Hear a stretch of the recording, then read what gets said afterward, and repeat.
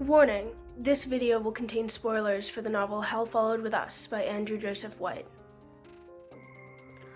Hell Followed With Us by Andrew Joseph White is a YA horror novel about Benji, a trans guy that ran away from a fundamentalist cult that unleashed Armageddon on the world, that ended up being taken in and accepted by the Atkinson LGBTQ Center, a ragtag group of teens trying to survive.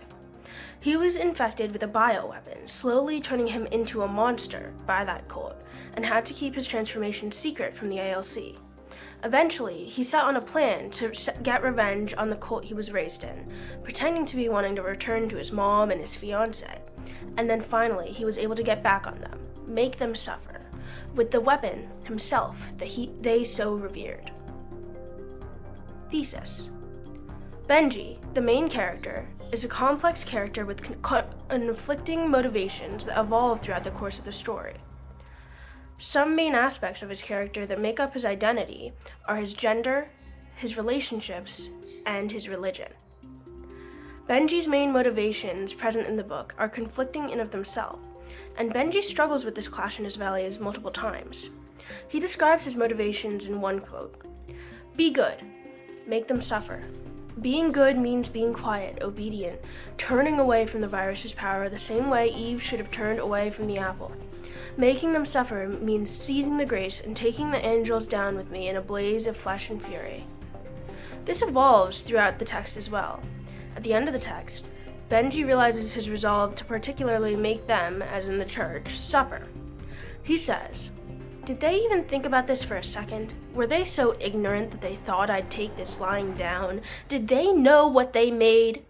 I'm done begging for a scrap of respect. I am done with those who enact suffering, and I am done with the sons of who stand back and let it happen." These motivations of his also create an interesting dynamic with three main aspects that impact his identity: his gender, his relationships, and his religion. Gender and queerness.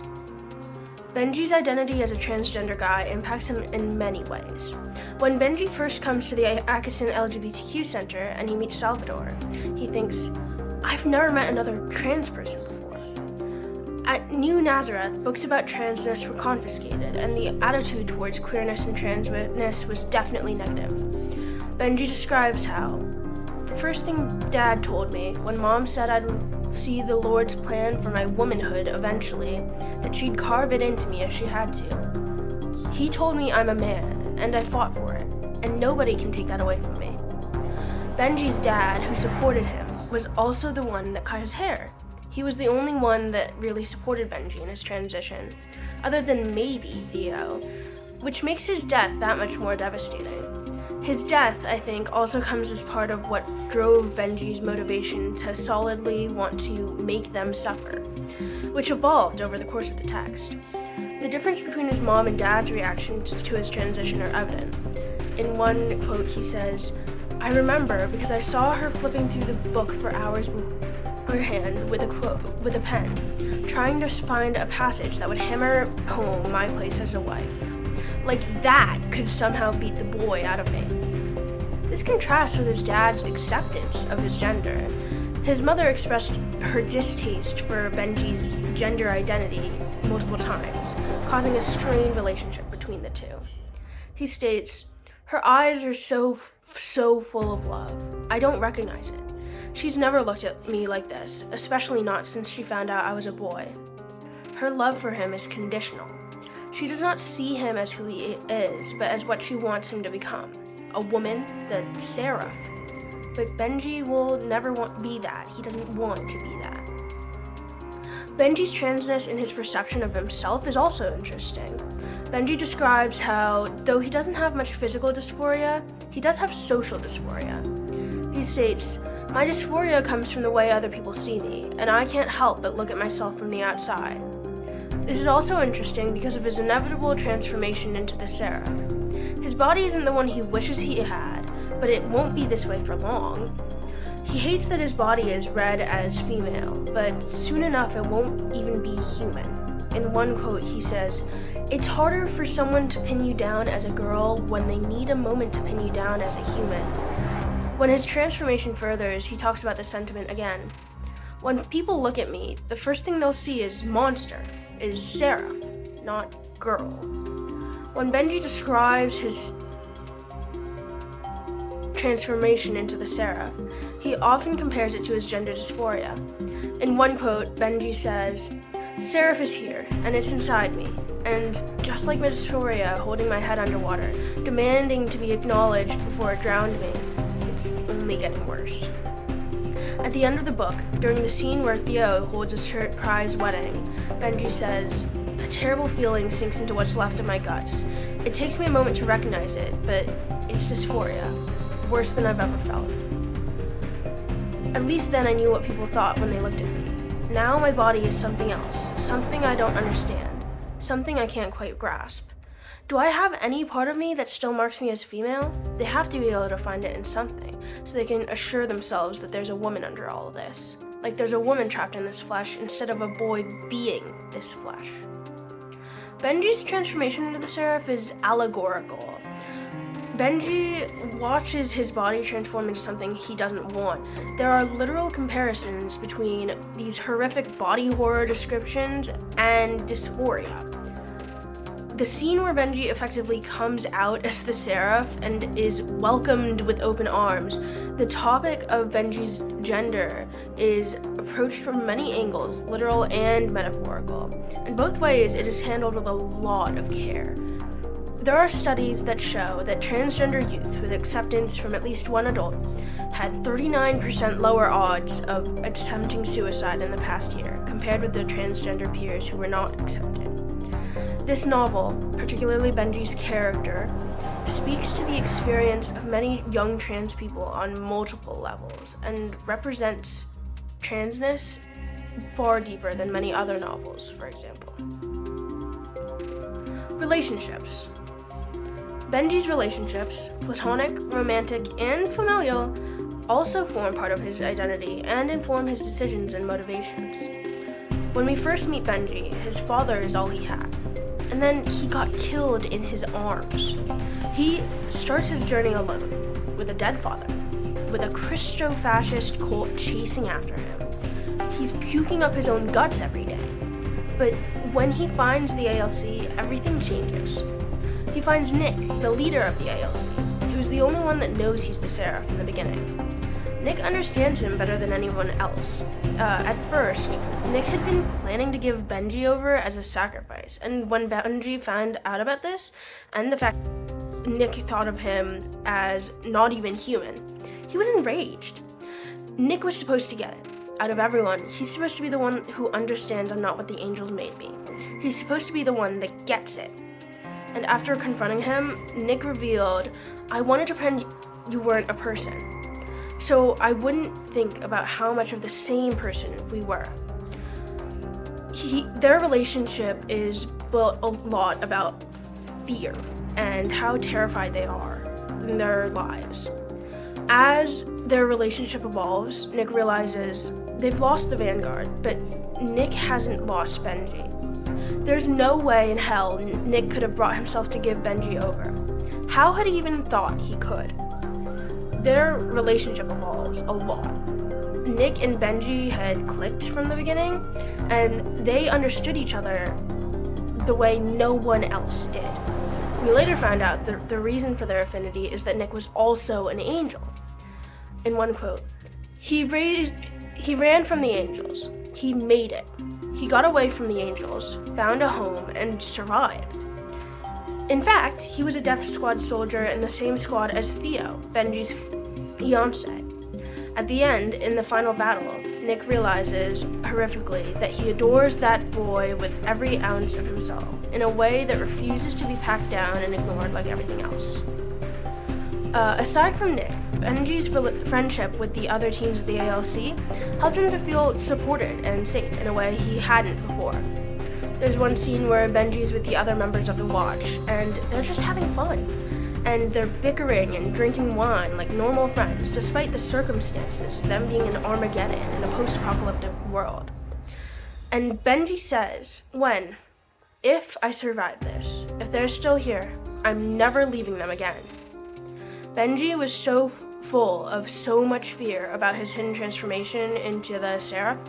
But when he finally told them he was the seraph, he was met with open arms and hugs and acceptance. When Benji reveals he's the seraph and tells them his plan to defeat the angels, he's nervous and he's afraid that they'll reject him. But then, Seraph's smile still gleams in her eyes. Aisha totters to her feet, pressing both hands to her mask. Salvador begins to laugh, and it is infectious. Cormac claps a hand on my shoulder, and Faith yanks me away to wrap me in her arms. And I am not alone. I am not alone.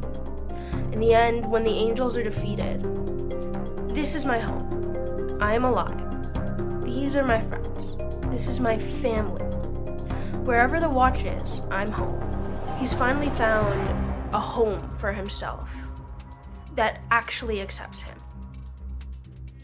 Theo, Benji's fiancé, holds an important role in the plot of the story.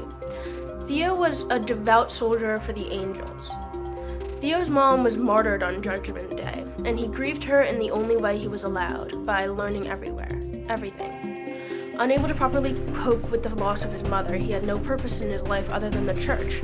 After all, when you're a kid and you're told your mom had to die for God, you have no choice but to believe them. This channeled his fascination and devotion to the church, to the angels, and especially to their perfect savior, the beast created to lead them into heaven, the seraph, Benji himself. He just believed so much in the church, in the angels, in Seraph, in me, because those were all the same thing, really. You could have cracked open his chest and read Gospels in his entrails. If I hadn't told him how much I hated Seraph, he probably would have died for me one day. This culminated in the last meeting they had before the book's events. I told him I was afraid of Seraph, and he hurt me for it. And I'm still in love with him. I still love him. I still... There's another quote. Being an angel was Theo's calling. Being a soldier was everything he wanted. When he was forced out of the death squads, it broke him. His devotion was so strong that he sacrificed himself for the purpose. In the end, in the final battle, Theo injects himself with Dominion, a failed version of Seraph. Benji realizes the real fundamental difference between the two of them in this battle. That's it. That's what it comes down to. We exist in two entirely different versions of the world.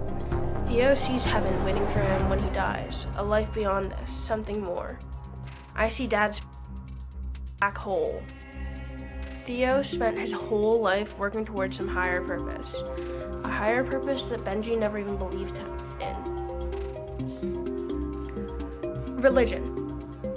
Benji's religion, or the lack thereof, especially in how the church formed his identity, is impossible to ignore in an analysis of Benji's identity and motivations. Benji was brought up in a fundamentalist Christian fascist cult that unleashed the Flood, a virus that devoured billions of people across the world, claiming faith to excuse genocide. Benji's mother had a head position in the church, and Benji was chosen to be the seraph, forced to transform into a monster that they would use as a weapon to destroy what's left of the world. Looking at the bodies of people that died from the Flood, Benji said, "This is what Seraph was made for, to turn every human being into this, to destroy what's left of the world." On the topic of death and dying, the attitude the angels had about grief is very interesting. I've never been to a funeral before. Angels look down on them. Funerals are a function of grief, and therefore sacrilege. Loss is God's plan. How dare you grieve what was always his to take? He wasn't allowed to express his emotions or cry. He wasn't allowed to be angry until the seraph quite literally changed his brain chemistry to make him angry all the time. I've spent years swallowing down anger the way girls are told to. When his father died in front of his eyes, he had to just bottle it up and accept it. And after the fire at the ALC, Benji helps Nick to count the dead bodies. My first thought, we won't have ears for some of the angel kills. They either melted in the flames or were eaten by graces. The second, what the Benji is incapable of being able to properly grieve or mourn because of the way he was raised. Sister Kipling is an important character to take into account when it comes to the church. Sister Kipling was the creator of the flood, of the seraph. She was revered by many in Nazareth as the woman that engineered the flood. She was the prophet of Armageddon. After Sister Kipling took the needle out of my spine, Mom said I would be venerated as a true instrument of God's will, just as holy as the cherubim, thrones, dominions, and virtues.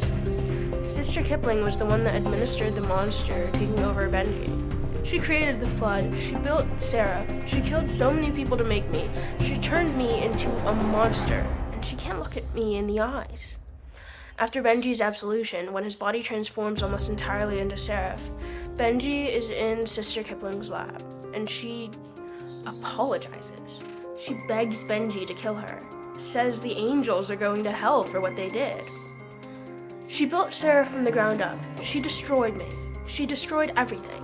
And now she's trying to repent her repentance? Now she feels bad? Now? The woman that led the genocide, that created the flood that killed billions, that started Armageddon, is a heretic? During the final battle, Benji finally realizes that he doesn't believe, and it's an incredibly powerful scene. Because I don't believe in heaven, the realization crashes down, sinks its claws into me, threatening to drag me into the water. I don't believe it. I never have. I could tell myself that it all existed. I was just too wrong to feel it, that I had faith no matter how broken I was. But, oh God, I never believed. This realization frees him from the shackles that had held him back since his youth, and it's terrifying.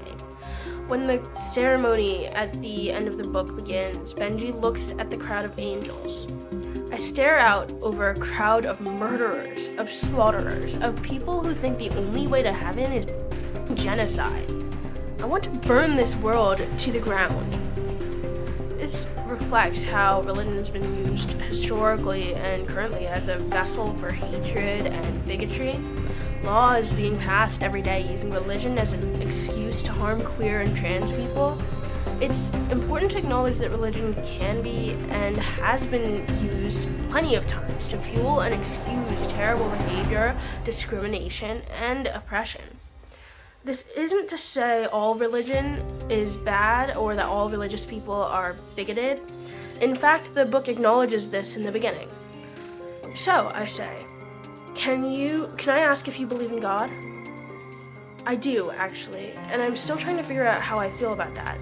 Talking to friends, Sedef is Muslim, Salvador is Catholic, Carly is Jewish, to see if anything clicks, or if I'm just going to have to deal with believing in the same kind of God I guess what I'm saying is, I believe in something, and I don't know what to do with it, and maybe I don't actually believe in anything at all.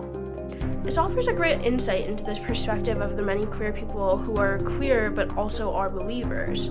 It's okay to be queer and still be religious, but it's important to acknowledge the harm that religion has caused and has the capability to cause. This novel represents the harms of religious extremism while not being anti-religion, and it represents the perspectives of many people in that the novel follows the experience of Benji, who suffered religious trauma that impacted his entire life. Conclusion. In all, Benji's character is incredibly complex and complicated. His main motivations are to be good and make them suffer, a pair of values that are conflicting and paradoxical. As we follow Benji throughout the novel, we witness his character evolve in the face of adversity. We see this particularly in the realms of his gender, his relationships, and his religion. Benji's identity as a transgender guy delve into the complexities of his gender dysphoria, social expectations, and his transformation into the Seraph. His relationships also play a crucial role in shaping his identity. His camaraderie with the members of the ELC helps him find a sense of belonging and acceptance, and his dynamics with Nick and Theo reflect his need to find a genuine connection and his need to finally free himself and finally find his freedom. Religion serves a significant role in Benji's story. The novel explores the destructive consequences of religious extremism, and Benji's ultimate realization of his lack of belief is a powerful moment of liberation. He challenges the oppressive religious structures that sought to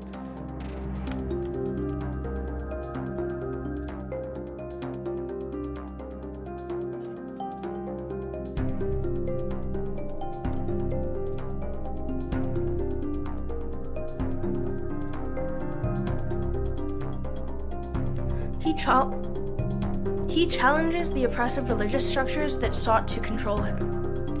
Benji's journey is a testament to resilience, the importance of authentic connections, and the ability to break free from oppressive ideologies. How Followed With Us pushes the reader to confront the notion of the profound impact of acceptance, authenticity, and queer rage by following an incredibly compelling character that fights back from his oppressors that sought to control him.